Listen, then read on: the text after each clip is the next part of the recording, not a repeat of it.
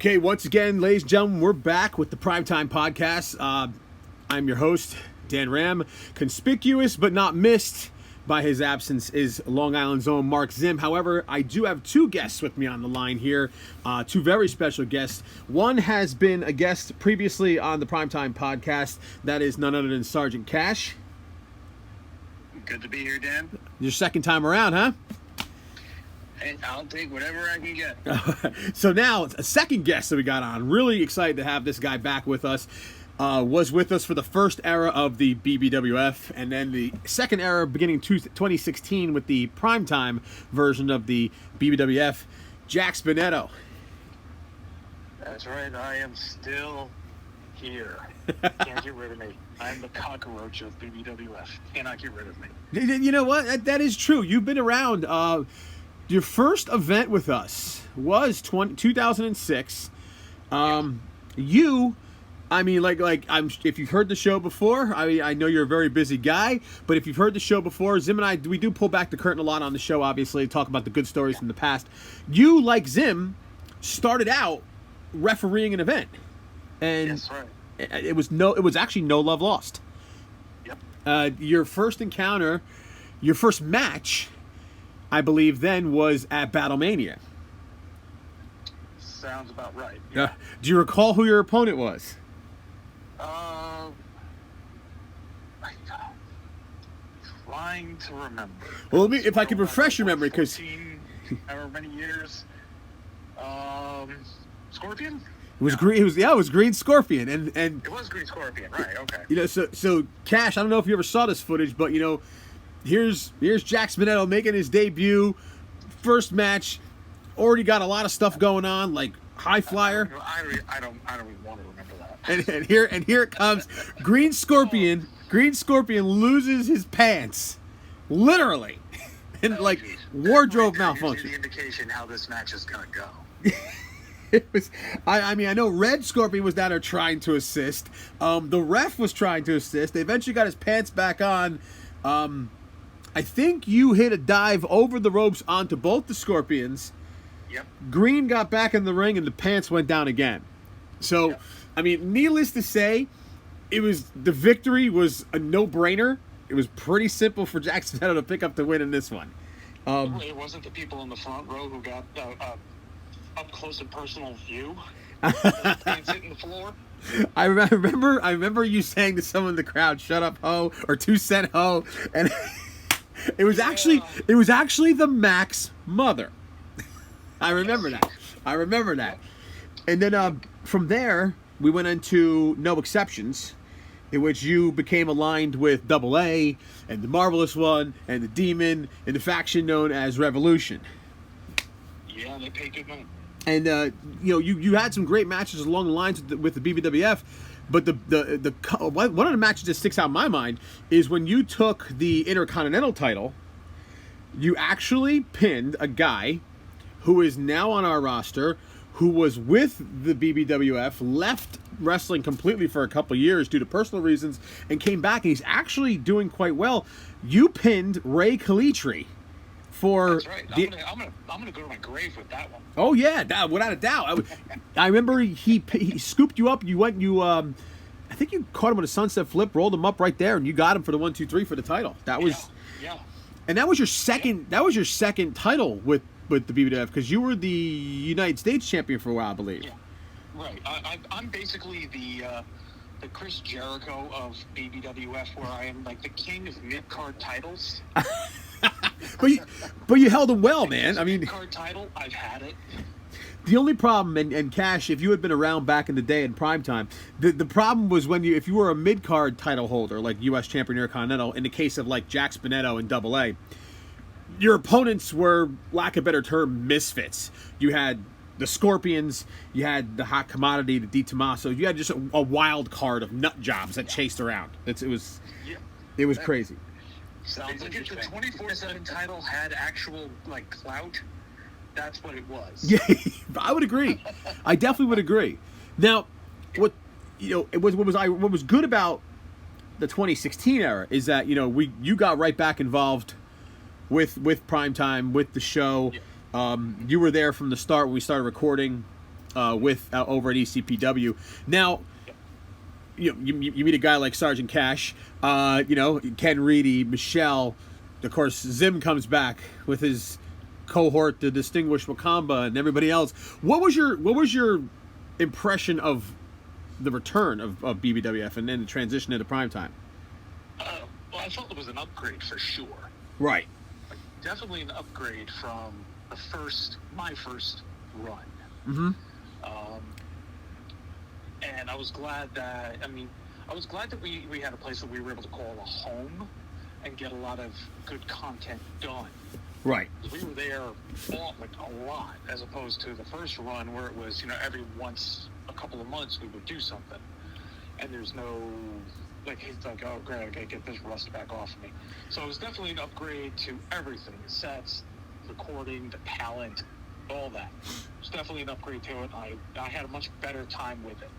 Okay. Especially too with the some of the float overs from ECPW made it more enjoyable. Mm-hmm. Absolutely. So yeah, and we had a really good group of guys at the time.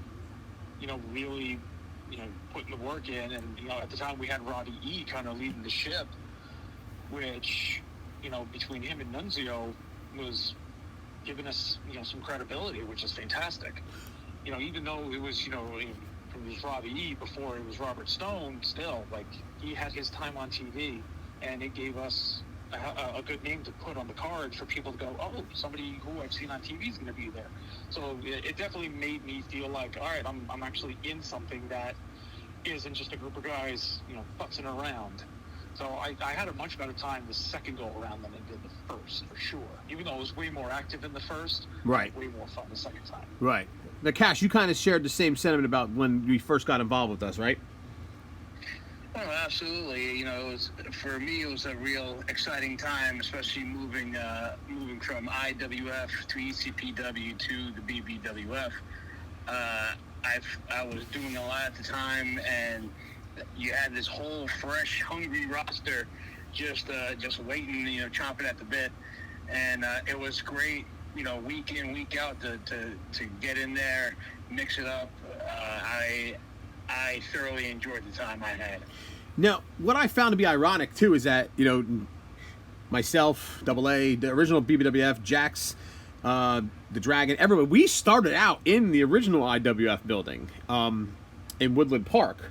And you didn't start training with IWF until it was over in Nutley, right? Correct. Yeah. Correct. I started in Nutley. Well, we ended up moving to ECPW to run our last few shows. We ran two shows there, and then we actually did one in a warehouse, a furniture warehouse, which actually drew a pretty solid crowd. But IWF was a home for us for a long time. And then we split and went over to ECPW. And it's funny how a lot of the roster that started out with the original Primetime, the 2016 version of Primetime, was IWF stars. Like guys like it was you, it was Vargas, it was Reedy, Michelle, it was a Sage came over, I think, too. There was a lot of talent from IWF that came over. And it's and now you think of places in the Northeast to get a good solid base of training. IWF is definitely a well-known name, and from there you can branch out and really grow yourself as an athlete and as a wrestler. Yeah. Now, IWF is definitely a diamond in the rough, because a lot of people equate, especially this exact area with the Monster Factory. I was like, no, you don't even know how many people made their way through IWF in their very beginnings. Mm-hmm. It's just holy cow. Right. Yeah, it's fun. Now, I started out at ECPW, and then I went to IWF later on, only because we knew Kevin through college, and then we started doing shows over there, and Double A was very close with Kevin, and then we just kind of went back to ECPW after a while when we couldn't run the shows more at the IWF, but.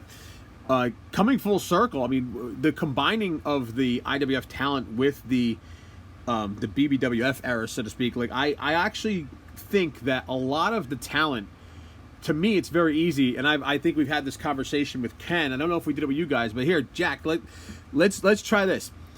If you could pick 3 characters out of the 2016 era of Primetime, that would easily have fit in back in 2008, who do you think it would have been?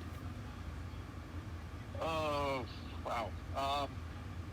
I hate to do this because I just do, but I always thought the character, not the person, the character itself, Dan Ramm, fit very well. Right. Okay. The Scorpions always got a pop. Damn No Scorpions. matter what they did, good, bad, or indifferent, they always got a pop. So you plop those guys anywhere, and it's always going to be a pop.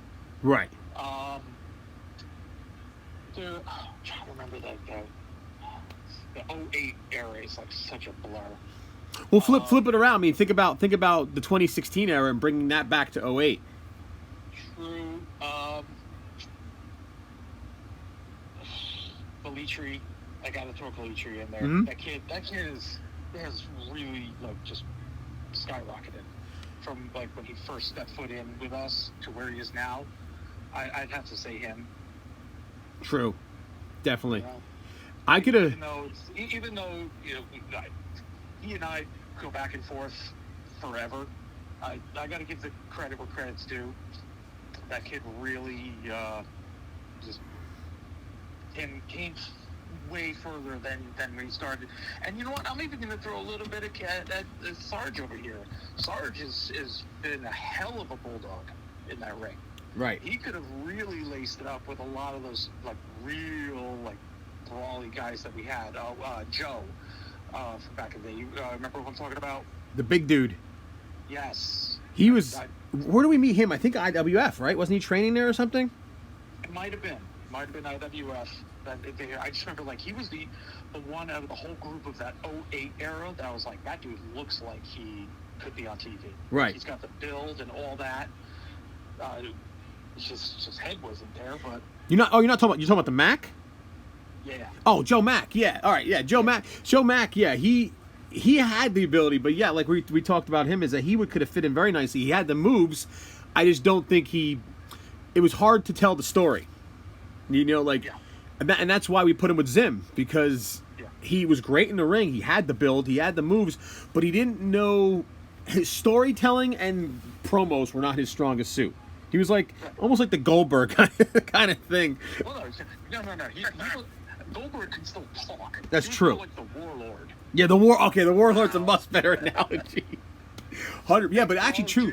Dude who can look amazing in the ring, but couldn't talk a goddamn lick. Yeah, I mean, two of his best. I mean, he worked well with me because we grew up wrestling each other, and then like but then we put him with Double A, and whereas the build up, thanks to Double A, I would say, was fantastic. Still one of the top watched primetime videos ever. The match just didn't have it. Like it was a flop. And Justin set that up for literally him just to be thrown to the wolves. Like, all right, look, I knocked you for weeks.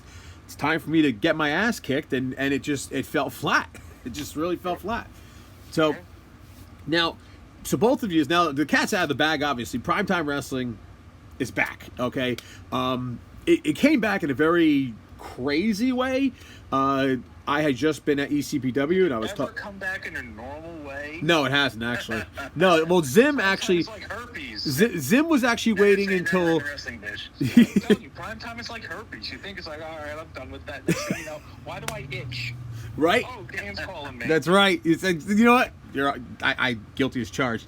Yeah, it's funny because pay-per-view name's already taken. Zim. I just happened to be walking in, and Gino Caruso and I were talking, and I was just doing a sign for his building, and he was just like, you ever think about, wrestling again? And I just said, absolutely not. Hell no, never, no way. And then he inquired about the Bushkill Park building, and he just kind of said like, hey, can you give me a contact? Maybe we could do some shows there. Let's see what we could do. And I said, it's right next door, so yeah, I went over there, and they were like, the people who own it now were actually at the show in 2018, and that show drew 185 people on a Wednesday night. And I'm like, yeah. So now, and plus, we had to cut the building off by 25% because we couldn't use the back room for a locker room, so we had to sacrifice part of the crowd area with a curtain. That sucked. But now, They've redone the whole inside of the building. It's ready to go. It's ready to rock. We have our own locker room area. We have a bigger space for arena. They're talking about putting at least 250 in this place, and they're already selling tickets like crazy. And the fact that they wanted us exclusively because they felt like we gave them a family-friendly, fun, crowd interactive show. They booked us for once a month for an entire year. And I was like, all right, well, where do I fit in all this? Like, and I'm just like, you know what? If I do the GM gimmick, cool. If I do the commentary gimmick, cool. But that's kind of where I'm at. I know, like, I'm physically not looking to do anything more than that. So I started reaching out to a bunch of people. Let's see who's involved. And I wanted to bring back as many people as possible. Jack, I'm glad you're getting involved with it. I am. I'm glad Zim is still involved with it.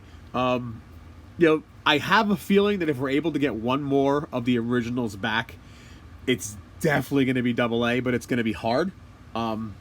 Because, I mean, let's face it. Well, we got Kalitri, but you figure if we have Jack, me, you, Zim, and Kalitri, and if we got AA, that'd be great, But the talent, that by the time this gets released, the roster will be revealed. I mean, we know we got Sgt Cash back, obviously. We got Ken Reedy back.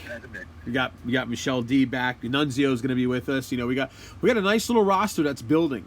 Very nice roster that's building, and it's comfortable, I think. So, and I like it's a mix of people that have been around the BBWF name for a while, and there's some faces that I'm like, who are you? I want to find out what you're about. Right. And with us, I think it's like it also depends on that locker room too, because I feel like the people who are still with us was like the clicked group, like right there. Like we actually clicked together, and you instantly bonded with certain people, and you got along really well with them. That locker room was always a fun time. I mean, let's face it, some of the best nights we had too was like you work PrimeTime, you go out for pizza and that was a long day for even me. Like I didn't get home till almost midnight. Oh yeah.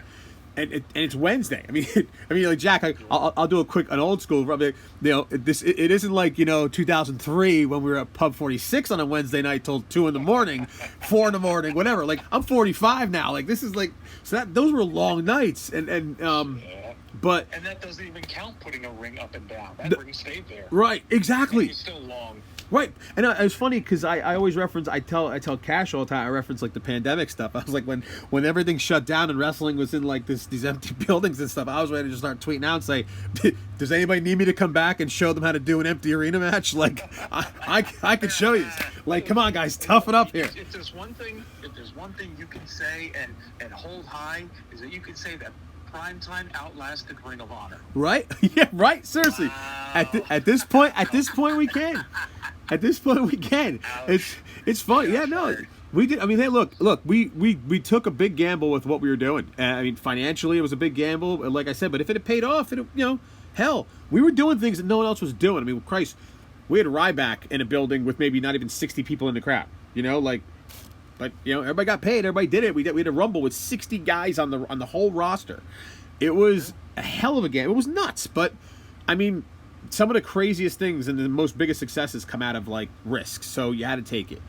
It sucked, but this time it's like a different feel. Like for me, at least, I'm looking forward to it.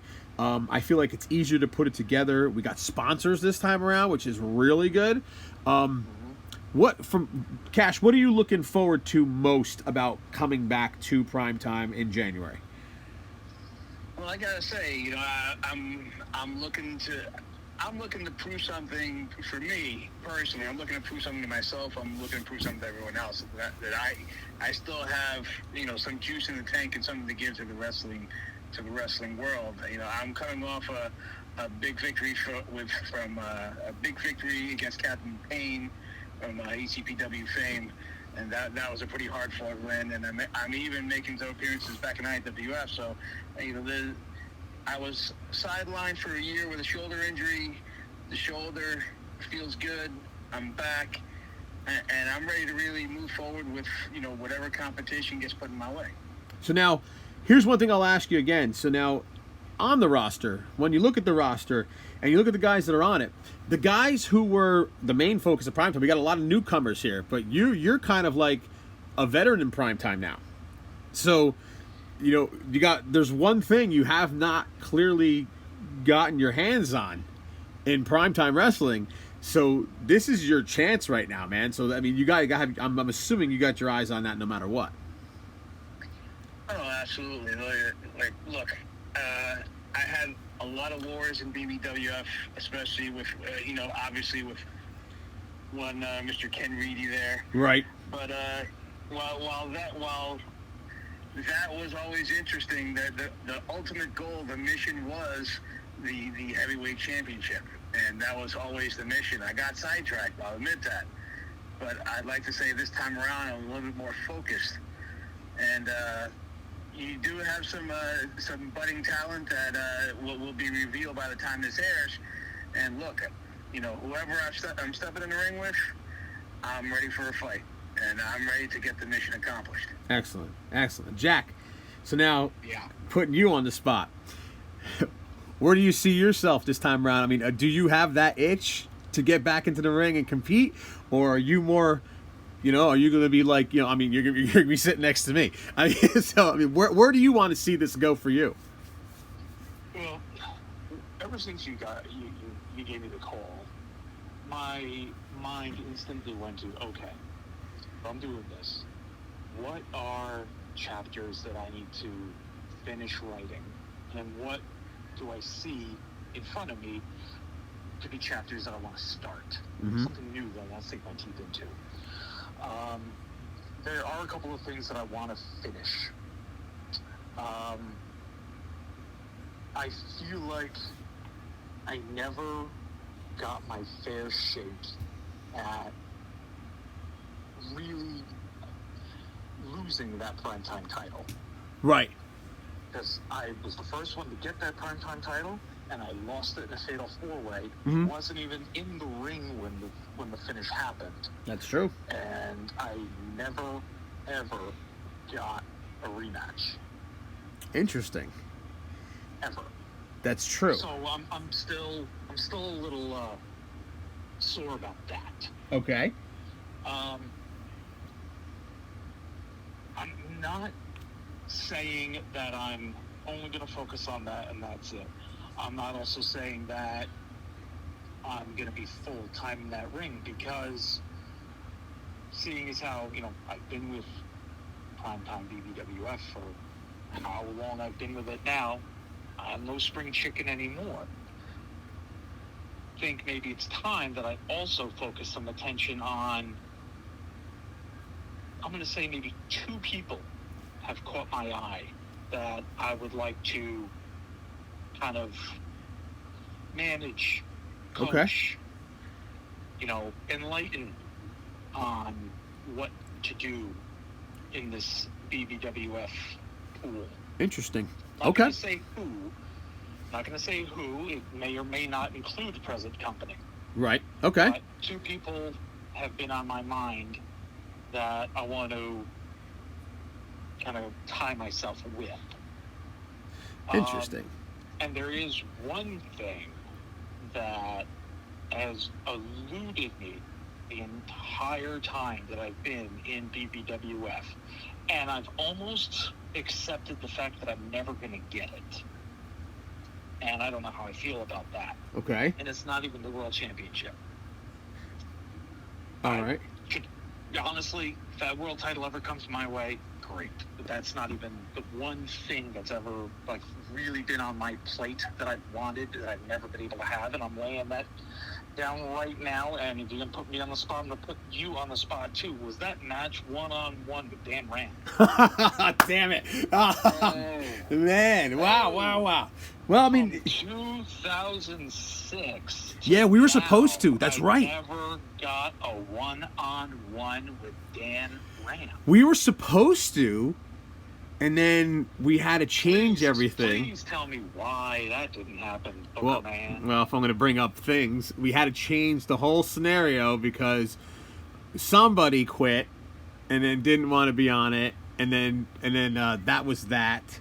Without going into detail there, and then George broke his wrist, and then I'm trying to think. There was a couple other things that really put us on the reshuffle, and then we put together Revolution where you and I were on the same page. It was the very last show, and I was ended up wrestling my brother. Yeah, dude, we had to rearrange so many things so many times. Like Cash, this way, back in that time, there was no texting. Okay. Yeah. So like when we had to go through all the scenarios, it was like a Wednesday night. It's like, okay, I come up with this. I call Justin, I call Jack, I call George, I call my brother, I call Hamway, I call all these people. This one doesn't like this. Okay, background, boom, boom, boom. It was like 8,000 phone calls in one night. And then there were still people complaining and people upset and people, it was there was no pleasing everything. I mean, think about it. The lineup would change. Room full of Hogans. Yeah, it was like we were all a really tight group of friends, and like, but like it really, we just like Yeah, some friends. Nobody wanted to put each other over. No, we didn't. We wanted what we wanted. We did. We wanted what we wanted. That was it. So, but it was a yeah. That's damn. Now you got me thinking. Goddamn. Well, look. So having that said, all right, we're gonna just wrap this up here now. But listen, PrimeTime, Sunday, January 23rd. Go for gold. Everybody's back. The people who need to be back, the people who we want to be back, everybody's back. We're gonna pack the house. We're gonna have a great show. It's gonna be a great return for us. So that night, I can't wait to work with you guys again. I know it's gonna be something special. I'm looking forward to working with both of you. I mean, I would say, this conversation was very enlightening here. I'm intrigued. We're gonna definitely have to talk more about this. I'm sure Zim's gonna have a lot to say about this, but definitely want to talk to you guys definitely further before the show comes up. But again, I just want to say thank you both for trusting me and coming back and being a part of this and being back at PrimeTime. I appreciate getting that phone call. Glad myself wasn't forgotten, and I plan on definitely leaving an impact on BBWF, and willing that I get my way, you. I was like, you definitely weren't forgotten now. Now you're not going to be forgotten. Cash, what do you got left to say? I just like to thank you for the opportunity. I know it's going to be like I said, I have my mission set in front of me, and I have the goal in my head. I just know it's going to be a long, hard fight, and I'm ready for it. It's the final push. Very good. All right, guys, thank you for being part of the PrimeTime podcast tonight. I will see you guys very soon, and thank you again, everyone, for listening. PrimeTime podcast is, of course, sponsored by Jersey Merch Market in Toms River. For all your custom apparel, signs, and banners, contact Jersey Merch Market, proud sponsor of PrimeTime Wrestling. Guys, thank you again very much. Thank you. All right, guys, have a good night. You.